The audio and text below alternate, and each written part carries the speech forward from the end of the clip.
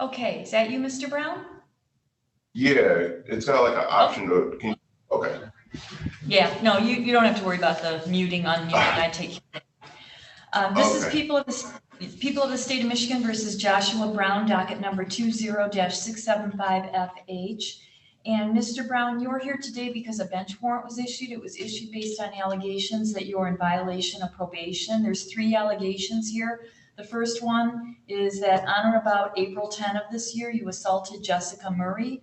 The second one is on or about the same date you sexually assaulted Jessica Murray. And the third one is on or about the same date you had contact with Jessica Murray. Do you understand the allegations against you? Yes. If they're proven true, they could subject you to a maximum penalty of up to 1 year in jail based on your original conviction. You have the right to be represented by an attorney. You are represented by Mr. Zoglio, and he's present. You also have the right to a contested hearing where you could appear by yourself or through an attorney. You could hear the evidence presented against you. You could cross-examine witnesses, and you could present your own evidence. And Mr. Zoglio, can you tell me how we're proceeding on this? Thank you, Your Honor.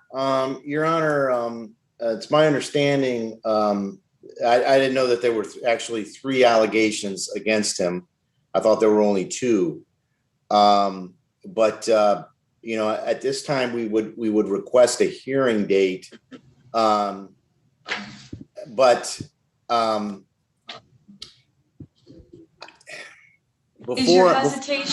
Is your hesitation? Your Honor, the first 2 charges I'm going to set aside because he has not entered a guilty plea on those, just so that we're on the same page.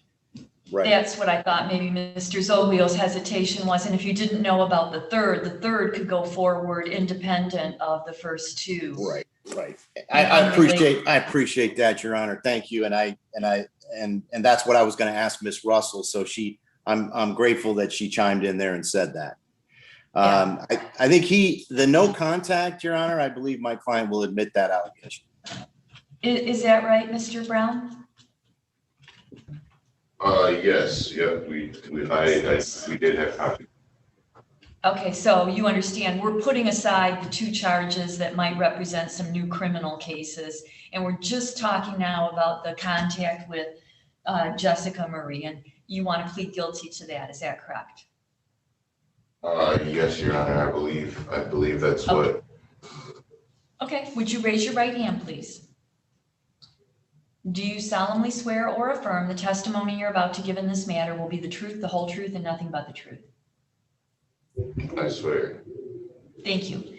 Mr. Brown, as I told you, you have the right to have a contested hearing. And if you plead guilty, you won't have that hearing and you'll be giving up the rights that go along with it. That includes the right to have the allegation proven, the right to have the witnesses against you appear at the hearing and to be able to cross-examine them, the right to have this court order any witnesses that you might have to appear at the hearing, and also the right to testify yourself at the hearing if you wanted to. Do you understand those rights? Yes. Has anyone made any promises to get you to plead guilty? No, I was under the understanding that that if that's what I did, that we would try to do a tether so I could continue work.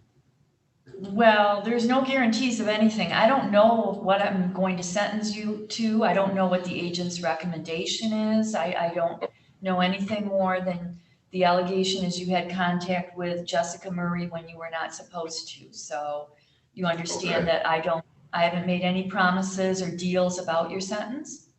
Yeah, I was sorry, I was a little ahead of myself. This is all still kind of new. I don't fully understand. Yeah, I understand. People may have talked to you about options or possibilities or recommendations. So has anyone used any threats or other kinds of pressure to get you to plead guilty? No, Your Honor. Are you pleading guilty because you believe you did violate this 1 term of probation? Yes, Your Honor. Okay, so did you in fact have contact with Jessica Murray? Yes, Your Honor. And that was while you were on probation with a no contact order, is that correct? Correct. All right. The court finds the plea is understandingly, voluntarily, and knowingly made. It is supported by the testimony. The plea of guilty is accepted, and Mr. Brown is found guilty of probation violation. Is there a recommendation, Agent Russell?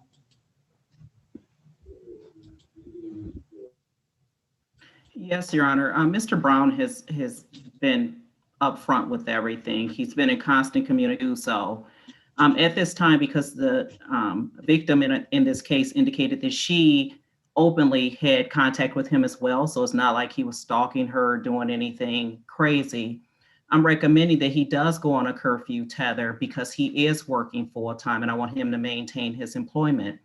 However, because we have to wait for a final disposition on the pending charges, which are really serious, I'm recommending that we do a curfew tether up to 150 days. However, if we get a final disposition on the new charges, we can dismiss the balance of that jail time after sentencing, should a sentencing ever occur.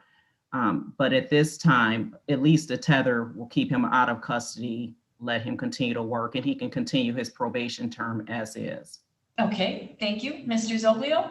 Thank you. Your Honor, I do represent Mr. Brown on the other charge. I did, and I'm not going to get too much into that, but I will say I do agree with the statements of Ms. Russell. And I would also say that I am unaware of any criminal sexual charges against Mr. Brown.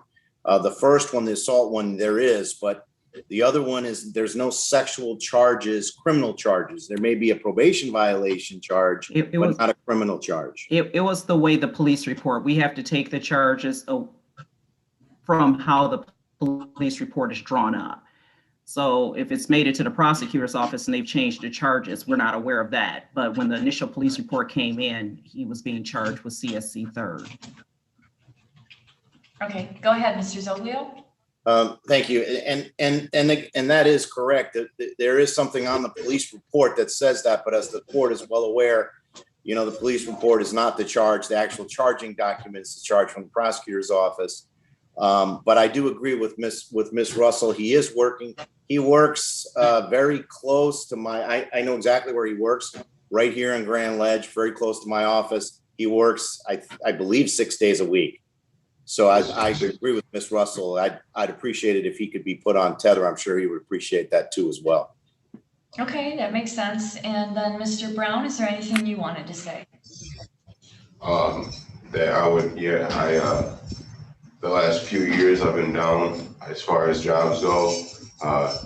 In January, I literally made like $500 the entire month. And I would really appreciate it if I was able to keep my job. I know that I had contact with her and it was voluntary on both sides. I spoke with Mr. Zoglio as far as me wanting to issue a PPO against her, as there's been some threats and whatnot coming from her. But he advised me not to do so because I could use that going forward with the other charges. I know I messed up, and I'm not going to make that mistake again, seeing where it's taken me. And I would just really hope that you could consider putting me on a tether. Okay, thank you. Agent Russell, can you tell me how many days he's been in on the bench warrant? 1 day. He's in regular clothes right now, so he turned himself in today, from my understanding. Oh, okay. Yeah, Okay. we just tried to get everything set up based upon you coming back from vacation and lining everything up. So I was in communication with his attorney, and his attorney was in communication with your office. Okay, thank you. Well, the recommendation makes perfect sense. So I'll continue you on probation, Mr. Brown. For this violation, 1 day in jail with credit for 1 day served. The bench warrant is dismissed, and we will add as a condition that you'll be on curfew tether, and that will be up to 150 days, exactly as Agent Russell described it.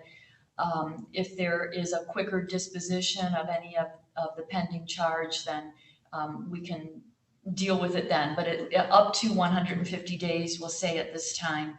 I just want to remind you that, you know, I've heard a couple times now that this was voluntary contact on both sides, okay? You're on probation, she isn't. You're under an order from me to have no contact with her, she isn't.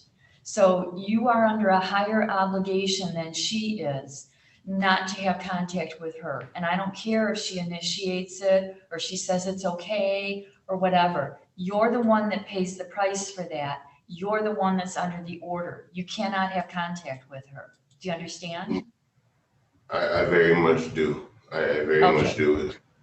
Great, thank you. Mr. Brown, you have the right to file an application for leave to appeal your conviction and your sentence in this matter. You're entitled to an attorney at public expense to assist you in doing that. If you're making a request for one, you have to make it within 42 days of today's date.